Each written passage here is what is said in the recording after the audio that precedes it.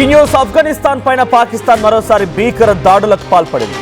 8 చోట్ల ఏకకాలంలో JF-37 F-16 విమానాలను ఉపయోగించి యుద్ధ విమానాలతో అక్కడ ఎయిర్ స్ట్రైక్స్ కి పాల్పడింది. మిసైళ్లు దూసుకెళ్లాయి. పాకిస్తాన్ భూభాగాన్ని చీల్చుకుంటూ అక్కడి ప్రజలు 40 మంది ప్రాణాలకి గాల్లో కలిశాయి. తెల్లవారుజామున ఒక్కసారిగా ఈ దాడులకు పాల్పడింది పాకిస్తాన్. మదర్సాలను టార్గెట్ చేస్తూ పాకిస్తాన్ మెరుపు దాడికి దిగింది. పాక్ వైమానిక దాడుల్లో దాదాపుగా ఇప్పటికే 40 మంది పౌరులు మరణించారు. మృతుల్లో 10 మంది చిన్నారులుండగా 6 మహిళలు ఉన్నారు.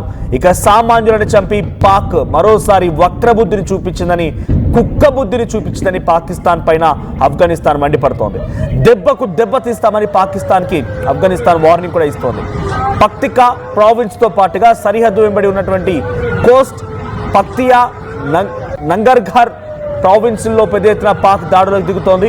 ఉగ్రవాద స్థావరాల లక్ష్యంగా దాడులు చేస్తామంటూ పాకిస్తాన్ చెప్తున్నప్పటికీ 40 మంది సామాన్య ప్రజల యొక్క ప్రాణాలను పుట్టన పెట్టుకుంది. అయితే వాళ్ళ టార్గెట్ తహరీకి తాలిబాన్ అనేటువంటి మాట పాకిస్తాన్ చెప్తూ ఉన్నప్పటికీ అటువంటి టార్గెట్స్ ఏమీ లేవు, అటువంటి ఉగ్రవాద సంస్థలు మా దగ్గర లేవు అని ఆఫ్ఘనిస్తాన్ అంటోంది.